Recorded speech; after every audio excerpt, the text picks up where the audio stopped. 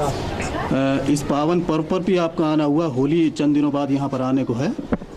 आप इस होली के शुभ अवसर पर हमारे दर्शकों से बोलें। मैं होली के इस शुभ अवसर पर जो मेरे शाहजहांपुर के तमाम वासी हैं उनको दिली मुबारकबाद पेश करता हूं और ईश्वर से, अल्लाह से दुआ करता हूं कि ईश्वर करे, परमात्मा करे, भगवान करे, ये होली उनके लिए ढेर सारी खुशियां लाए, शादमानियां लाए। होली जो है एक खुशी का त्यौहार है। एक दूसरे को रंग कर आप एक दूसरे के रंग में रंग जाते हैं, आप मिठाइयाँ बांटते हैं, आप एक दूसरे से मजाक करते हैं और उस दिन ये भी कहा जाता है कि बुरा ना मानो होली है। तो ये बहुत ही एक दोस्ताना माहौल में खेली जाती है होली। तो बस मैं यही मुबारकबाद देता हूँ होली की शाहजहांपुर के तमाम वासियों को, यहाँ के बाशिंदों को, कि होली खेलिए, ज़रूर खेलिए, लेकिन ऐसे रंगों का इस्तेमाल मत कीजिए, ऐसे ख़तरनाक रंगों का इस्तेमाल मत कीजिए जिससे जो है कुछ निभाने वाले और अपनी बुलंद आवाज़ की पहचान के लिए पूरी दुनिया में जाने वाले जनाब रज़ा मुराद साहब आज हमारे बीच हैं।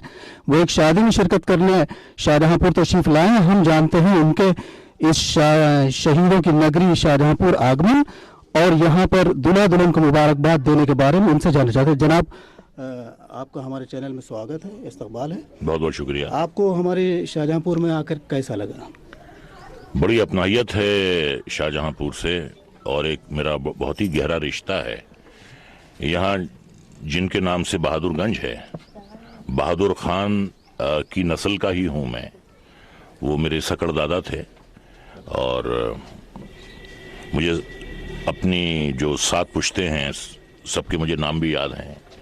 आजम खान, मुअज़्ज़म खान, बहादुर खान, हशमत अली खान, वज़ीर अली खान, हामिद अली खान, रज़ा अली खान। तो उनके नाम से यहाँ मोहल्ला भी है और वक्तन फ़वक्तन मैं यहाँ आता रहा हूँ, क्योंकि मेरा आबाई वतन रामपुर है। तो बिल्कुल ऐसा लगता ही नहीं है कि मैं रामपुर से दूर हूँ। बिल्कुल यहाँ के लोग, यहाँ की गलियाँ, यहाँ के मोहल्ले, बिल्कुल ऐसा लगता है कि मैं रामपुर में हूँ।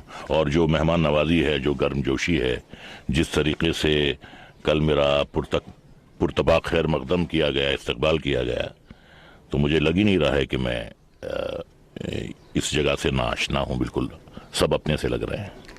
फिल्मों में पहले सुपरस्टार राजेश खन्ना से लेकर सदी के महानायक अमिताभ बच्चन तक आपने बखूबी अपने काम को अंजाम दिया है। इन दोनों के बीच में आपने कैसा अपना रिश्ता पाया और किसमें आपको बेहतर खूबियां नजर आई?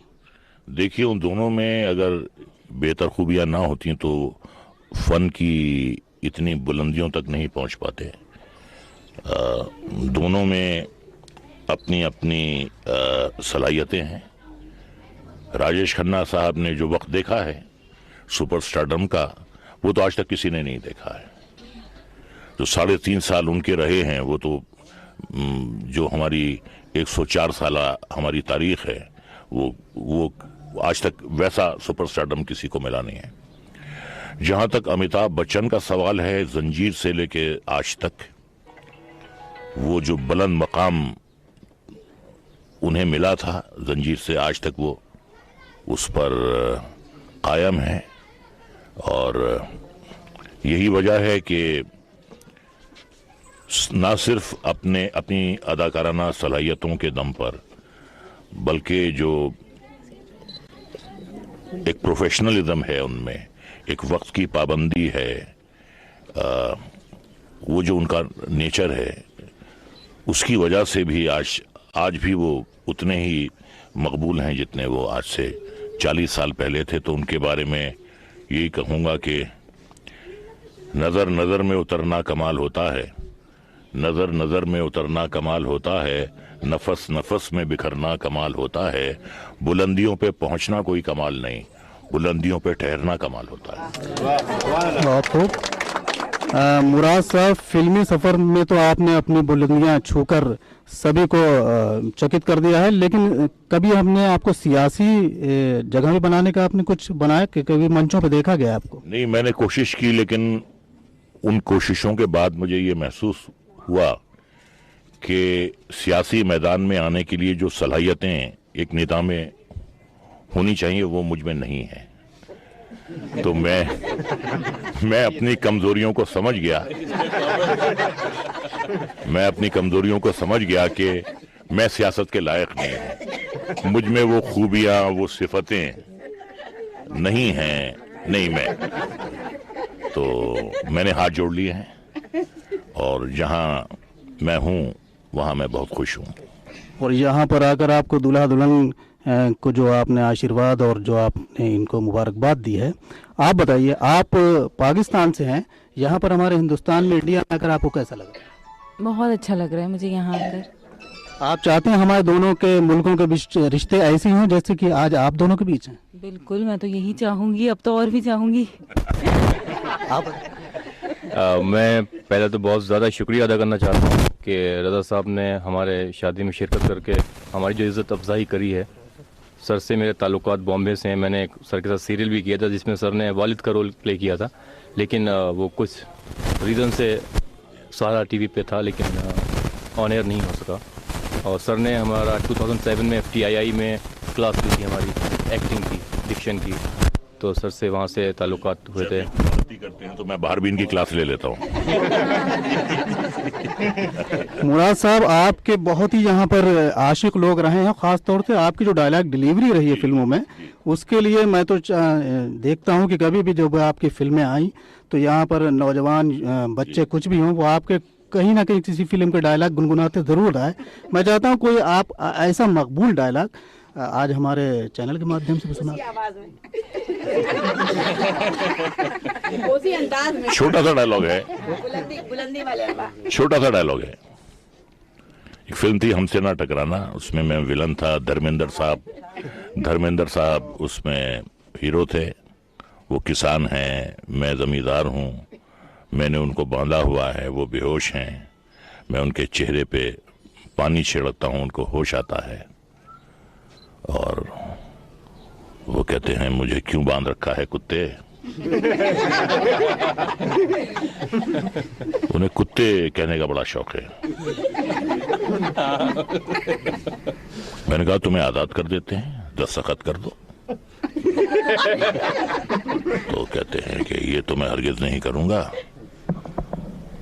और ऐसा ना कभी हुआ है ना कभी होगा कि कुत्ते शेर का शिकार करें।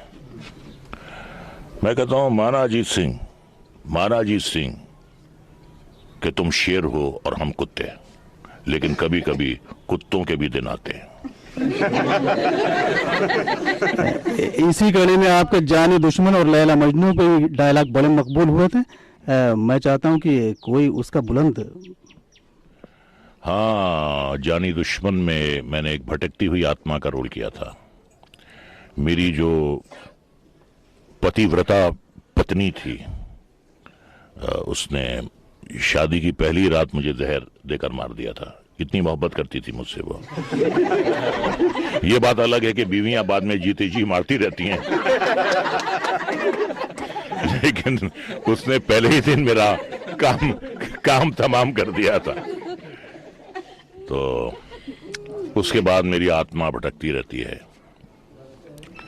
और जब मैं संजीव कुमार के जिस्म में जाने से पहले वो मुझे गोलियां मारते हैं, आत्मा तो गोलियों से मरती नहीं है, तो मैं यही कहता हूं कि तुम क्या समझते हो मैं मर गया? नहीं, मैं मरा नहीं, मैं तो सिर्फ शरीर बदलता हूं। जब कभी भी तुम किसी दुल्हन को लाल जोड़े में देखोगे, तुम्हारे अंदर नफरत की भट्टी भड़क उठेगी, जिसे बुझाने का सिर्फ एक ही रास्ता होगा, दुल्हन का खून। जैसे मैं करता आया हूं, खून तुम करोगे और हाथ मेरे होंगे। हाँ, हाथ मेरे होंगे। शुक्रिया। ये तो हमारे बीच जनाब रज़ा मुराद साहब। और ये शाहजहांपुर की खुशकिस्मती है और दूल्हा दुल्हन के लिए बहुत ही बड़े दिन है जो आज हमारे रजा मुराद जी हमारे बीच में आए और हम सभी शहरवासियों के साथ दूल्हा दुल्हन को मुबारकबाद दी। कुछ और भी कहना चाहता हूं। आज मैं अशफाकुल्ला खां वारसी के मज़ार पर गया और मुझे बड़ा अफसोस हुआ कि वो मज़ार बंद था, वहाँ कोई सफाई नहीं थी, ताला लगा हुआ था। खैर उनके रिश्तेदार अशफाकुल्ला साहब आए, बड़ी मेहरबानी उनकी कि वो हमें उनके मज़ार तक ले गए। तो बहुत ही मेरे दिल में शहीद आज़म अशफाकुल्ला खां वारसी के लिए इज्जत है। उनकी ये जो कुर्बानी है, जो उन्होंने सबसे बड़ी कुर्बानी दी अपनी जान की वतन की खातिर, तो मेरा बड़ा अरमान था मुल्क के उस सपूत को जाके सलाम करने का, वो आज पूरा हुआ है। और मैं आपको ये भी बताना चाहता हूं कि एक सीरियल बना था कहाँ गए वो लोग, उसमें मैंने अशफाकुल्ला खां वारसी का रोल किया था। तो मेरा बड़ा अरमान था कि मैं आज जाके उन्हें अपना खिराज अकीदत पेश करूं, तो वो मैं कर आया और आज मुझे बिल्कुल ऐसा लग रहा है कि एक बहुत बड़ी ख्वाहिश थी मेरी कई सालों की, वो आज पूरी हो गई। सारे अरमान मुराद साहब के आज पूरे हो गए हैं शहीद आजम के मज़ार शरीफ पर जाकर, और दूल्हा दुल्हन को मुबारकबाद देने के साथ इस शहर की गलियों और कूचों में घूमकर अपने बचपनों को याद करा। हम उनके बहुत बहुत शुक्रगुजार हैं। सिटी दर्पण के लिए शान के साथ मैं तौसीफ खान। हाँ, बस दुआ कीजिए कि ये तमन्ना भी पूरी हो मेरी। चलिए पूरा करेंगे और होली के रंगों में भी यहाँ रंग कर आपसी भाईचारे का पैगाम और संदेश देंगे। जब आइएगा तो बताइए। बहुत आता हूँ।